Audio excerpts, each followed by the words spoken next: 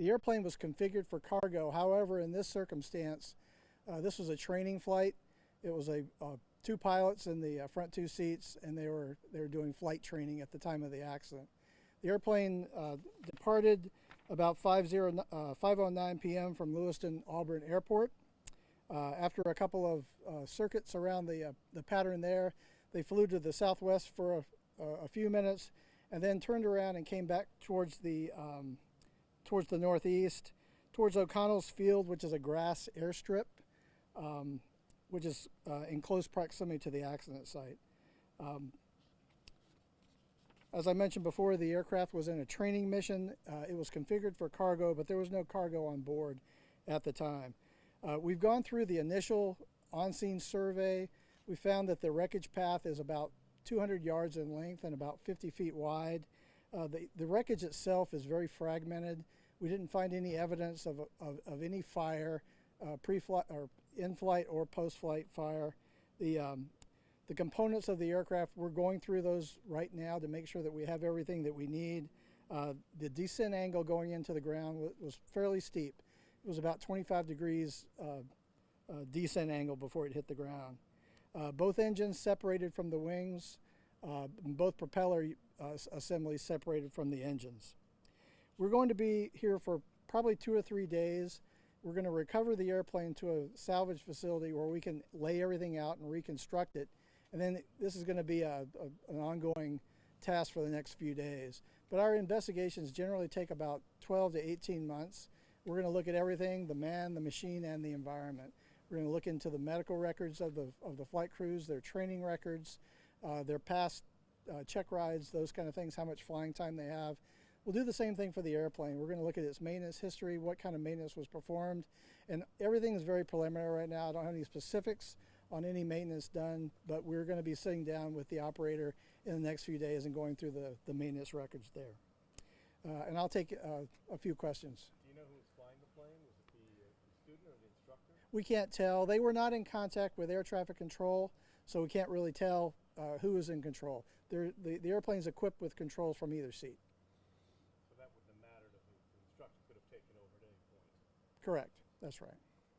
So you mentioned that how wide the area was where the wreckage was scattered. Was it over a wide area, or? It's fairly wide. This is what we would call a high energy impact.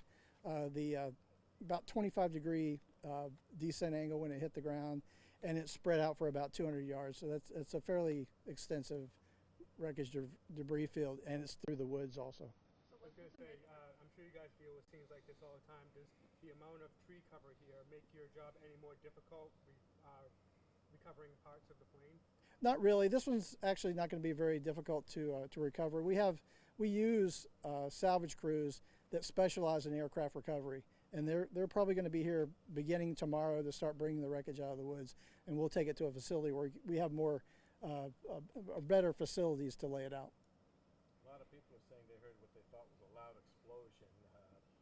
Did the plane explode in some way, or was that just part of the crash? I've not spoken to any of the witnesses yet.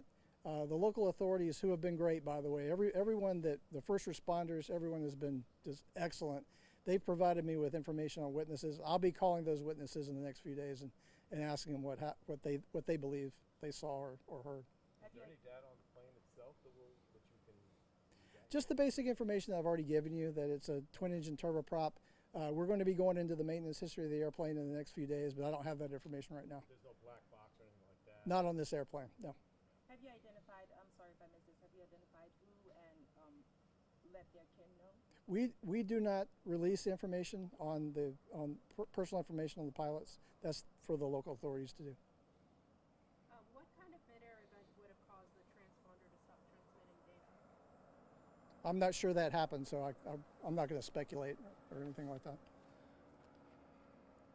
Anything else? The pilots are taken for an autopsy, I'm assuming? That's correct. Did you get some of that information? Since both pilots had access to the flight controls, we'll make sure that autopsy is performed on both pilots and toxicology. The FAA does their own independent toxicology, and we get those results after any fatal accident. Will the FAA look at anything different than you, or do you just? We work together on scene. Yeah, we work together on scene. They're a party to all of our investigations.